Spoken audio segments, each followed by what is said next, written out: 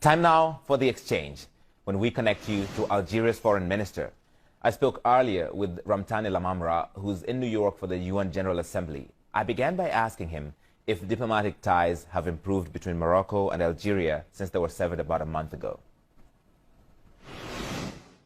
Algeria has been extraordinarily patient in face of all the acts that the Kingdom of Morocco has perpetrated against the sovereignty of Algeria, against the unity, the national unity of Algeria, and many open and covert actions directed against the sovereignty of our country.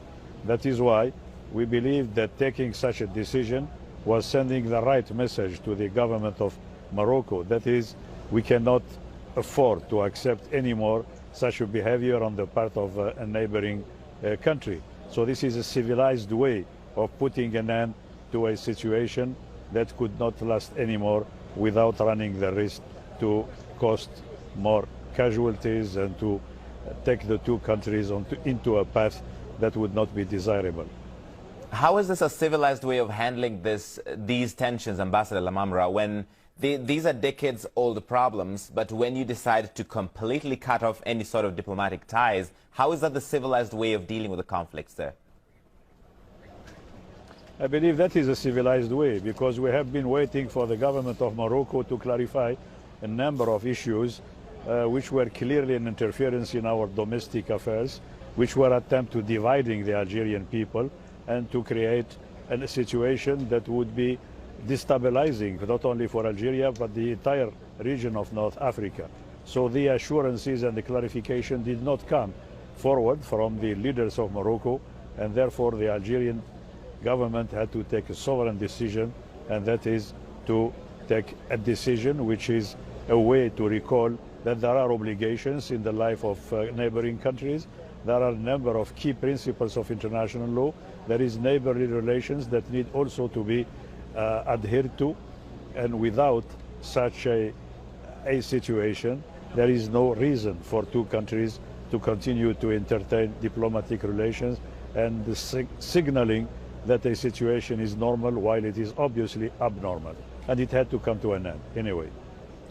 France, Egypt, Saudi Arabia, these are countries that have offered to mediate between the Kingdom of Morocco and Algeria. Are you open to these kind of talks? This is not a situation that calls for mediation, quite honestly. It calls for Morocco to change its behavior. It calls for Morocco to understand once and for all that interfering in internal affairs of Algeria, threatening the national unity of Algeria, calling for military alliances from outside of the region is something that is likely to generate tension, persisting tension in the region. So there is no way for Algeria to entertain any mediation.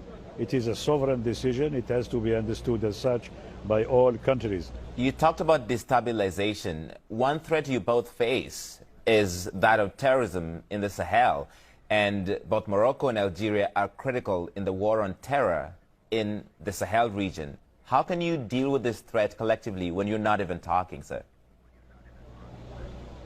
Algeria is a key player in the Sahel, and Algeria has done in the struggle against terrorism more than any other country in our part of the world.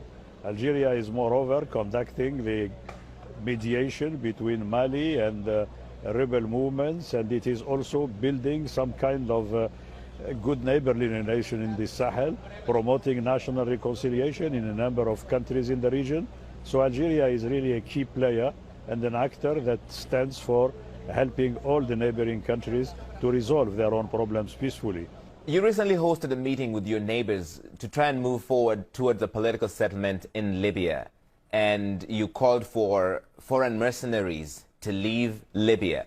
But there are people in your region who don't think that Algeria is an honest broker in this process in Libya, because you support some elements that are against the existing administration in Libya.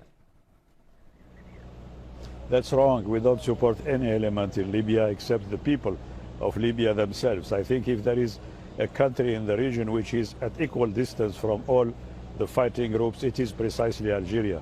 So I believe that this has to be corrected, and I think Algeria is being accepted by all as a brother that strives to help each other, to help the country, to help all the forces in the region to sit together and to contemplate a better future for the country. And what we have done merely recently is a meeting of all the neighboring countries, and I believe that we succeeded to build a consensus of all the regional countries in favor of getting mercenaries, terrorists outside the country, but in a way that would not create trouble and destabilize the neighboring countries themselves. So we certainly stand by the side of the Libyan people, the side of the Libyan authorities and the government, and we do everything possible to make sure that elections will take place as planned for, and that all the Libyans will be happy to be part and parcel of the political process that would lead to democratization, normalization, and Libya resuming its fair place in the region as a key player. Ambassador, you're also mediating in a major dispute over the River Nile between Sudan, Egypt, and Ethiopia, and that's over the Grand Ethiopian Renaissance Dam on the Blue Nile, because Ethiopia insists it's got a right to fail the dam, and it did so, in fact, in July, the second filling of the dam, which made people in Cairo, people in Khartoum quite angry. Are you getting any closer to de-escalating this situation? Look, there are a number of people who are trying to contribute their share in resolving this issue.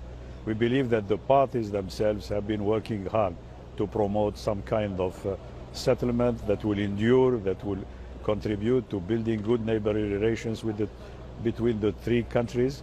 And we believe also that the African Union, which was asked by the UN Security Council and also the parties themselves to lead the mediation, is doing its best.